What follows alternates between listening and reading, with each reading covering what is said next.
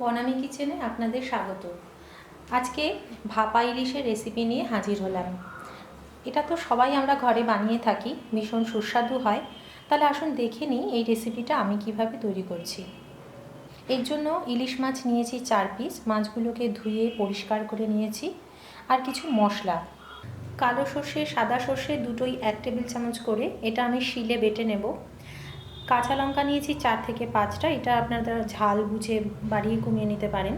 হলুদ হাফ চা চামচ, লঙ্কা গুঁড়ো হাফ চা চামচ, নুন পরিমাণ মতো, আর জিরে বাটা নিয়েছি 1 চা চামচ। টক দই নিয়েছি 2 টেবিল চামচ, সর্ষের তেল 2 থেকে 3 টেবিল চামচ। সর্ষেটাকে আমি শিলে বেটে নিয়েছি। আপনারা চাইলে বেটে নেওয়ার পর এটাতে একটু জল মিশিয়ে ছেঁকে নিতে পারেন, তাহলে এর যে খোসাগুলো আছে এগুলো বেরিয়ে যাবে। আমি এটা ফেলি না, কারণ এতে ঝাঁঝটা ভালো আসে, খেতে আমার ভালো লাগে।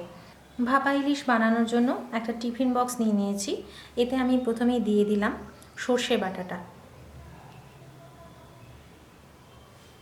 এর মধ্যে দিয়ে দিলাম জিরে বাটাটা, দিলাম সামান্য লঙ্কার গুঁড়ো, হলুদ গুঁড়ো, নুনটা আপনারা পরিমাণ অনুযায়ী দেবেন, আর দিয়ে দিচ্ছি টক দই 2 টেবিল চামচ যথেষ্ট। আপনারা টক যদি বেশি পছন্দ করেন তাহলে আর একটু দিতে পারেন। এর মধ্যে দিচ্ছি সর্ষের তেল। এবারে সব কিছু ভালো করে মিশিয়ে নিচ্ছি। খুব ভালো করে ফেটিয়ে নিতে হবে যাতে কোনো লাম্পস না থাকে। আমার মশলাটা ভালো করে মেশানো হয়ে গেছে। এবারে আমি এর মধ্যে মাছগুলো দিয়ে একটু মাখিয়ে নেব এইভাবে।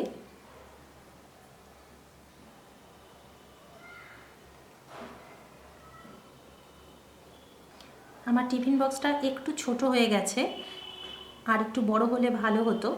তো যাই হোক, মাছগুলো এর মধ্যে সবটাই এঁটে গিয়েছে। মাছগুলো দিয়ে এর ওপরে এবার আমি কাঁচা লঙ্কাগুলো দিয়ে দিচ্ছি। উপর থেকে আমি আরও 1 টেবিল চামচ তেল ছড়িয়ে দিলাম। এবারে ঢাকনাটা বন্ধ করে আমি স্টিমে বসিয়ে দেব 10 থেকে 15 মিনিটের জন্য। এবারে আমি একটা পাত্রে জল গরম বসিয়ে দিয়েছি। জলটা গরম হতেই এর মধ্যে আমি টিফিন বক্সটা দিয়ে দিলাম। আমি একটা ঢাকনা দিয়ে ঢেকে 15 থেকে 20 মিনিটের জন্য মিডিয়াম ফ্লেমে স্টিম করে নেব। 20 মিনিট আমি এটা স্টিম করে নেওয়ার পর ফ্লেমটাকে অফ করে দিলাম। আর এই ঢাকনাটা এখন খুলবো না, এভাবেই নর্মাল টেম্পারেচার আসা পর্যন্ত রেখে দেব, তারপর বের করে নেব ঠান্ডা হলে। 20 মিনিট বাদে আমি ঢাকনাটা খুলে নিচ্ছি।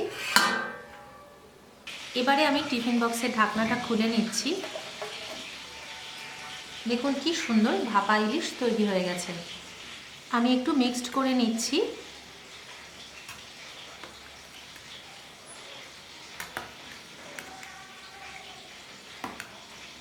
দেখুন কি সুন্দর ইলিশটা স্টিম হয়েছে। আপনাদের ভাপা ইলিশের এই চটজলদি রেসিপিটা যদি পছন্দ হয়ে থাকে তাহলে বনামি কিচেনকে সাবস্ক্রাইব করে আমার সঙ্গে থাকুন। আমার রেসিপিটা সম্পূর্ণ দেখার জন্য আপনাদের ধন্যবাদ।